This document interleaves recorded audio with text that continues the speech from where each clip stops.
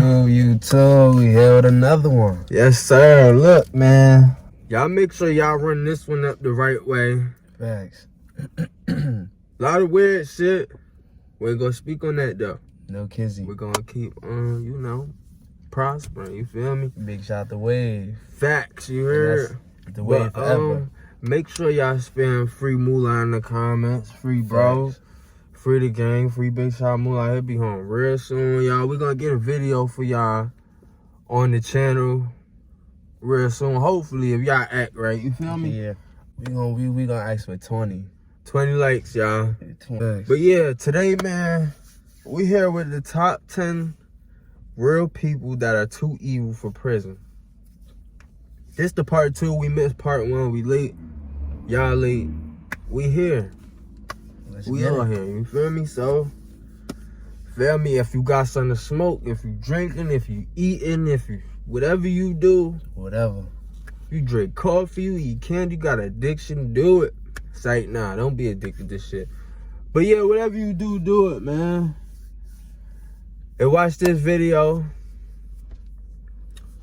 Let's get into evil criminals in history, some of which managed to escape jail or avoid the FBI for years. Let's get right on into it. Starting off this countdown, we have the Hitchhikers Killer. The Hitchhikers Killer is the name given to serial killer Donald Henry Gaskins. He started his killings in 1969, where he would pick up hitchhikers to later kill them. It's believed that he killed more than a dozen people. But even before he went on this killing spree, Gaskins had a history of sick crimes. Finally, on November 14th of 1975, Gaskins was arrested after a man witnessed him killing 2 men and called the police. He was later sentenced to death, but this sentence turned into life imprisonment without any possibility of parole. However, his killings did not stop while behind bars. While in prison, he became the only man to have ever killed an inmate on death row. In our 9th spot today, we have Glenn Stark.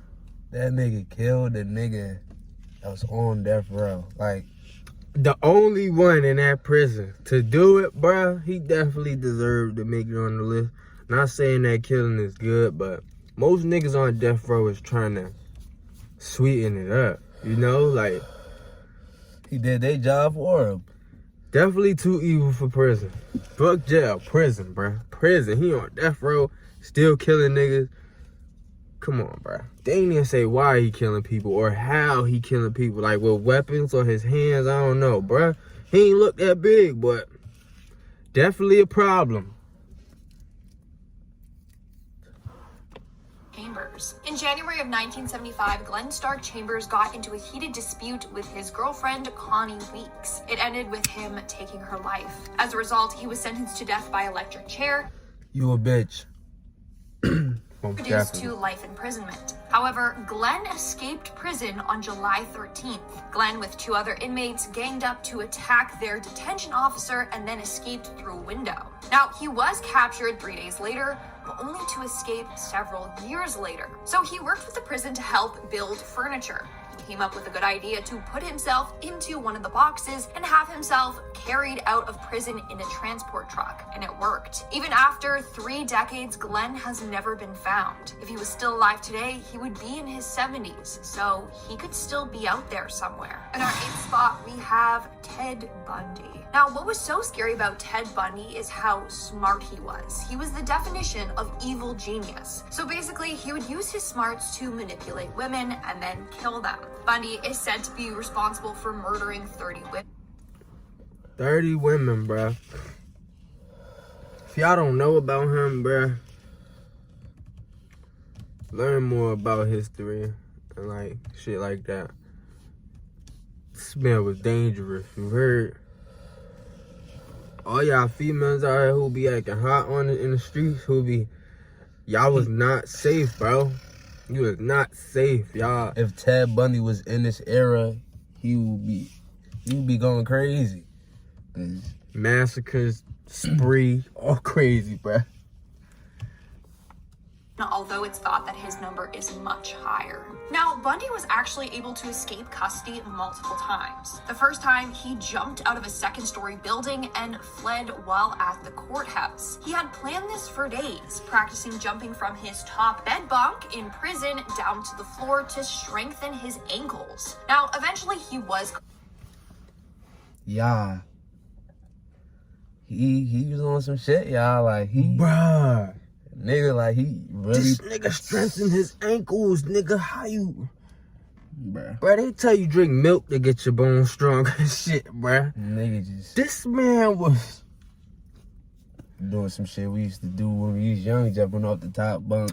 Facts, bruh. My nigga, this nigga was giving himself experience. This nigga was leveling up every night, bruh. Nigga power level was going up, bruh. What the fuck, my nigga? This nigga was different. I ain't gonna front, y'all. He definitely was different, bruh. Yes.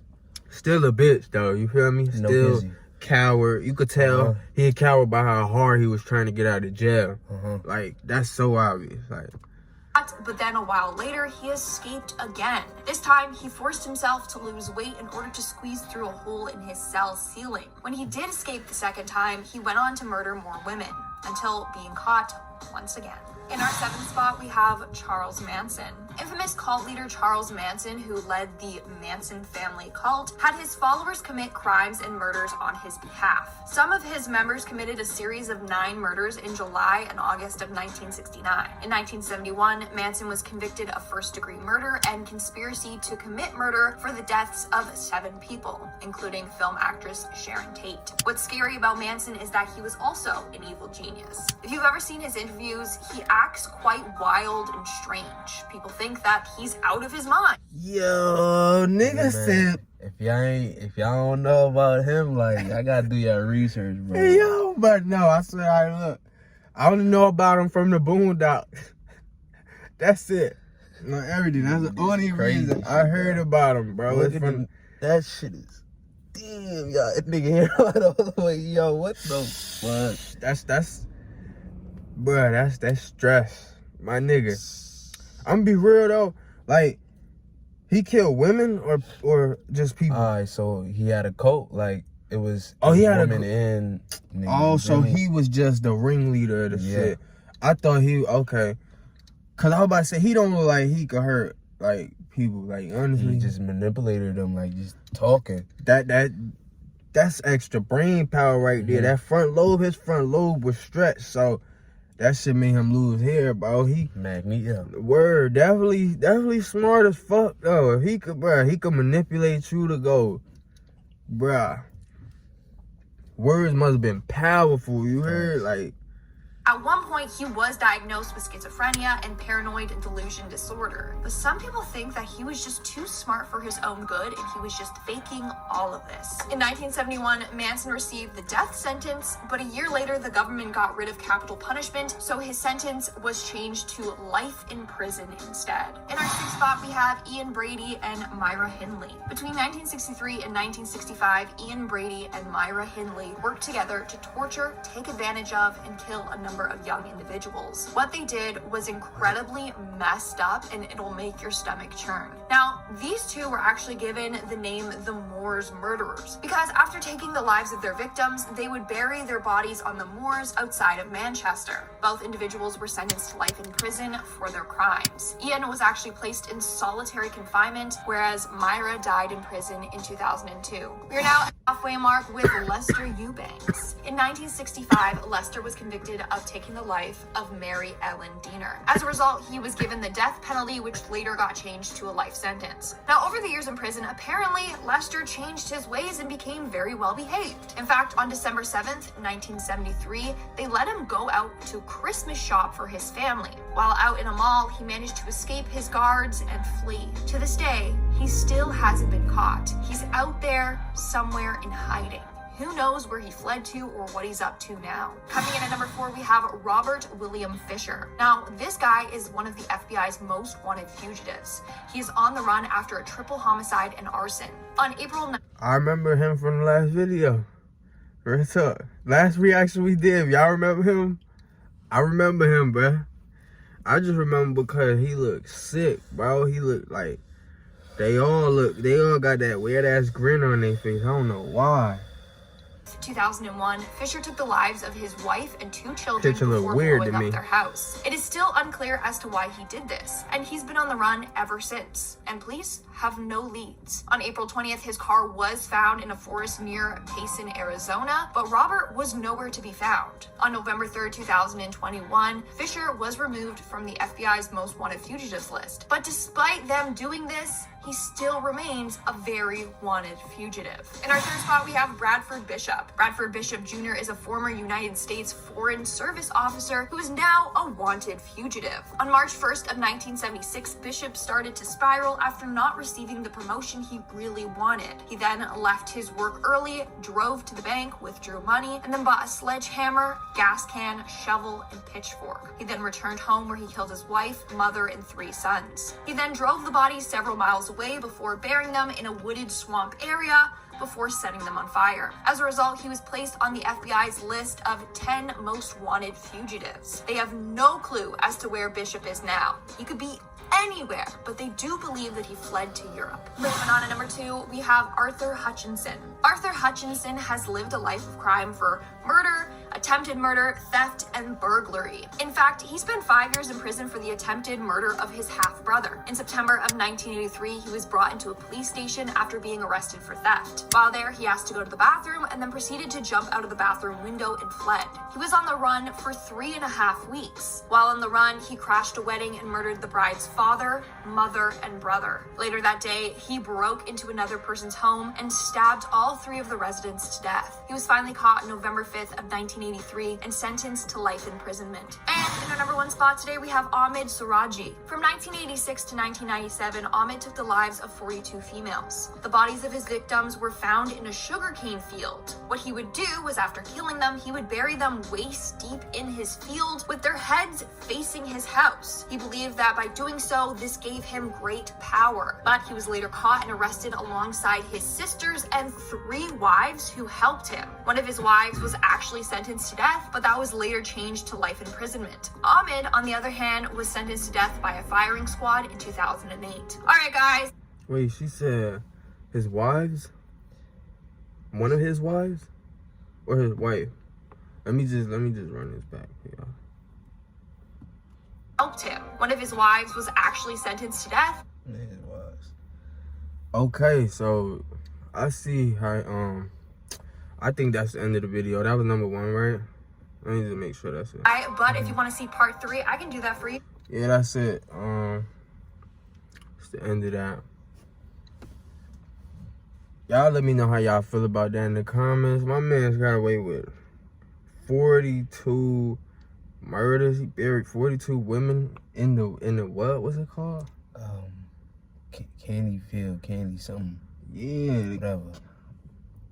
some Looked like a cornfield, but yeah, they say something else. candy field, Something. cane field, Yeah, some cane shit, field, something. some shit. But with their heads facing. With their heads facing to his house, bruh. Nigga said he felt like he had power. You killed 42 women. You ain't had the nuts to even try a nigga. I'm be real facts. And then they said one of his wives got arrested for it. So he had multiple wives. So he had a thing against women, obviously. He really wanted, like, bro was bony as hell. What the, bro? He was just looking for some strength. Like, he just wanted to feel like masculine, knowing he not. Like, that shit disgusting. But yeah, man, y'all run this up. Y'all get this to 20 likes ASAP. Spam free moolah in the comments.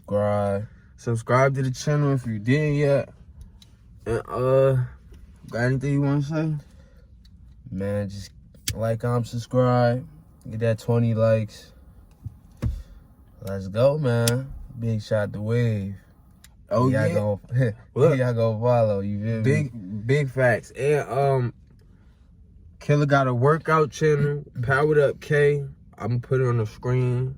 The name, y'all go type that in. I'm gonna put the link to the description.